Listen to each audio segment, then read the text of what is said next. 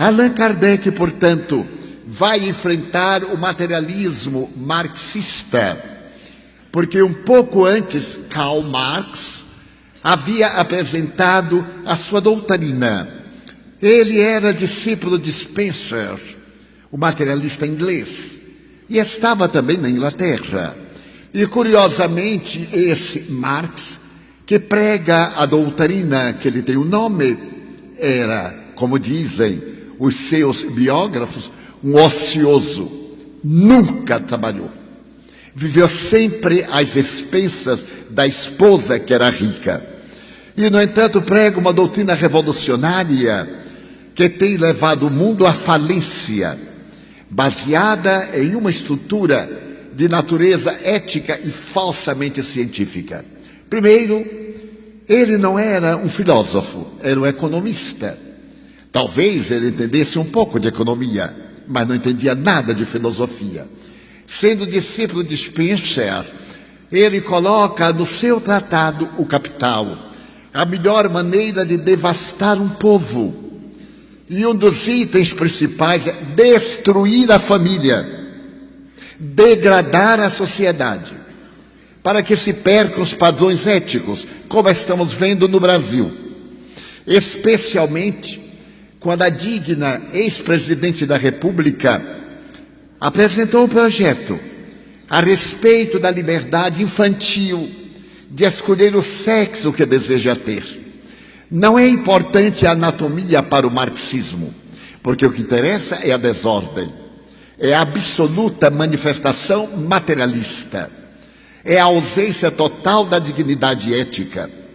E então, Sua Excelência, a digna Presidente da República, apresenta esse projeto, que uma criança de 5 anos tem o direito de dizer qual é o sexo que deseja seguir. E, naturalmente, na escola, os professores deverão respeitar-lhe a identidade psicológica e não a identidade orgânica. E não deixa de ser ridículo. Que discernimento tem uma criança de 5 anos sobre sexo, que é apenas um aparelho excretor, porque não existem hormônios. O sexo ainda não está definido, sem dúvida. Mais tarde, no período da adolescência, quando a glândula pineal libera determinados hormônios e aparecem os órgãos anexos da sexualidade, é que surgem os conflitos da adolescência. É o momento em que o indivíduo, também desequipado de informações culturais, opta por esta ou aquela forma de expressar os seus sentimentos.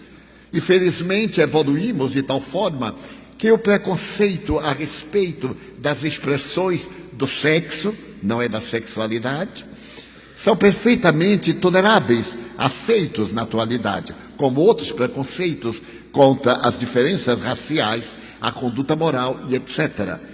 Mas é de surpreender-se que uma pessoa que se diga religiosa possa admitir uma situação dessa natureza. E então nós vemos a degradação moral no mundo, e particularmente no Brasil. Não nos importe, do ponto de vista sexológico, a função que o indivíduo queira exercer, merece respeito, desde que se respeite e nos respeite a todos nós. Então nós estamos diante de um fenômeno biológico, psicológico e ético. Então surge o marxismo para poder corromper a sociedade e mantermos no estado de materialismo vil, perverso, mais cruel do que o nadaísmo, o existencialismo de Jean-Paul Sartre e Madame de Beauvoir. Aparece agora, e estamos numa sociedade atormentada, em que o sexo deixa de ser uma necessidade biológica para ser nada mais, nada menos do que erotismo. Especialistas em erotismo estão nas redes de comunicação, nas comunicações virtuais, levando-nos à exaustão. E o que responde a psicologia? Somos uma sociedade de pessoas vazias. O indivíduo vazio, que não tem ideal. O jovem na escola brutal, agressivo, o bullying, o desrespeito aos mestres, o desrespeito aos adultos e uma falsa proteção dos direitos humanos apresentada pela ONU, de que não se pode repreender uma criança para que ela não tenha conflito. Então, é claro, os pais ficam com conflitos para não darem nenhum conflito ao filho e deixa o selvagem, porque o estado infantil, segundo a tradição e as notáveis pesquisas, por exemplo, dos sexólogos, psicólogos do século passado e deste, é de que é um animalzinho entre aspas, porque somos animais em forma humana, é que é necessária a educação. E educar é criar hábitos. Ninguém tem hábitos sem disciplina.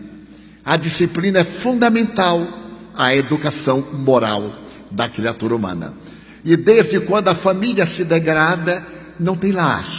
E nós vemos hoje a escola transformada num campo de batalha, com exceção das escolas militares no Brasil. Por quê? Disciplina. A disciplina dá dignidade.